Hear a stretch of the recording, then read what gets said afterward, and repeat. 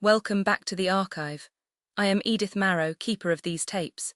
Today is July 19th, and if you think this year's drama is unique, just let me roll the reel on what we have here from previous years. We start in 2022. On this day, he was posting about ratings-challenged Colbert show staffers who were allegedly treated unfairly after entering the Capitol illegally and being very loud late into the evening without security present. He called them radical left lunatics from a failing show.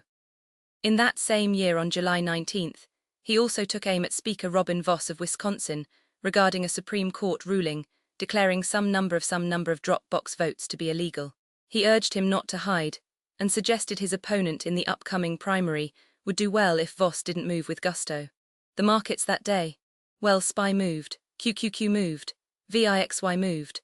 The small caps swung around and Bitcoin and Ethereum both reacted in their own ways before the tape ran out for 2022. Jumping to 2023 on this same date. He was saying that vicious communists, Marxists, fascists and radical left Democrats had attacked his lawyers at a level never seen before, yet he kept winning. Any attorney representing him, he claimed in 2023, is either a fool or a great American patriot history will love. That day, he also shared a link amplifying claims that the FBI held an unclassified record detailing Joe Biden's involvement in an extortion and bribery scheme. As for the market dance card on July 19th of 2023, SPY moved again. QQQ whipsawed a bit. VIXY was volatile. The small caps were choppy, and both Bitcoin and Ethereum saw action before closing out another year's entry. By 2024, the tone shifted to miracles. He posted that none of us knows God's plan, but if last Saturday made anything clear, it is that every moment on earth is a gift from God.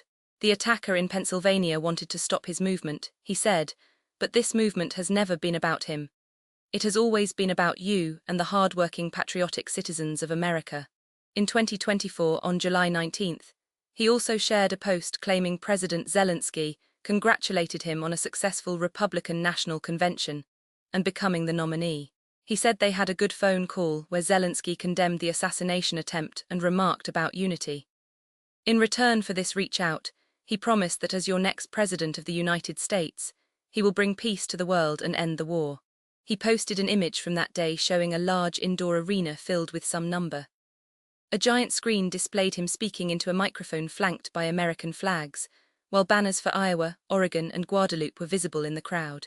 The markets on that 2024 date, SPY moved, QQQ swung, VIXY reacted. This year, a ticker labeled DJT also joined the rotation alongside IWM and crypto assets. Fast forward to July 19th in 2025. He was stating that all 3 nuclear sites in Iran were completely destroyed or obliterated, taking years to bring back into service if they even wanted to try starting anew elsewhere.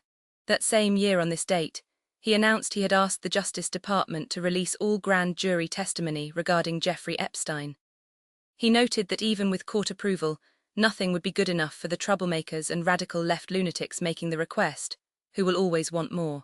The market tape from 2025 shows SPY moving once again. QQQ was active, VIXY swung wildly, DJT and IWM were in the mix, as were Bitcoin and Ethereum.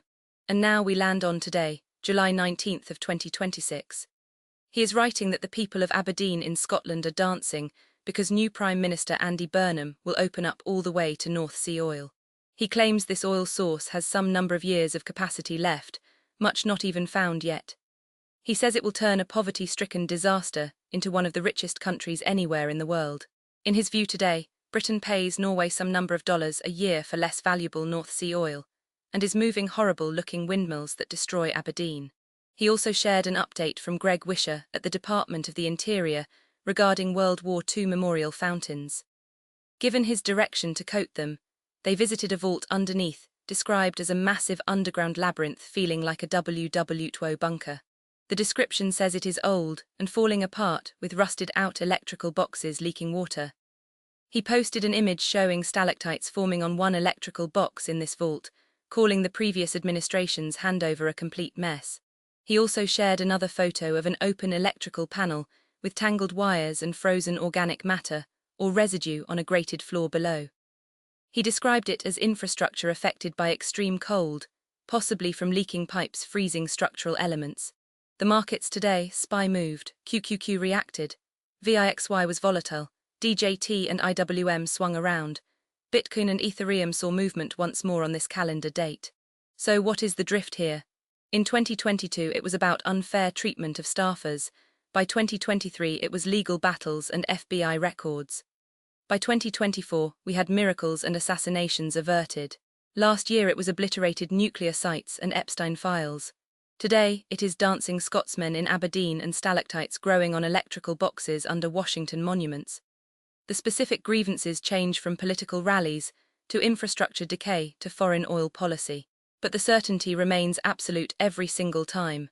He is always right, he is always winning, and the world is always on the brink of a miraculous turnaround or total destruction depending entirely on his actions. And through all of it, the markets just keep moving, swinging back and forth without ever seeming to care about which year's drama we are in. That's the show. We're on Spotify and YouTube if this earned it, like, subscribe, tell a friend. And housekeeping, the machine that writes this gets tuned constantly for cleaner news. The numbers are real, the jokes are not.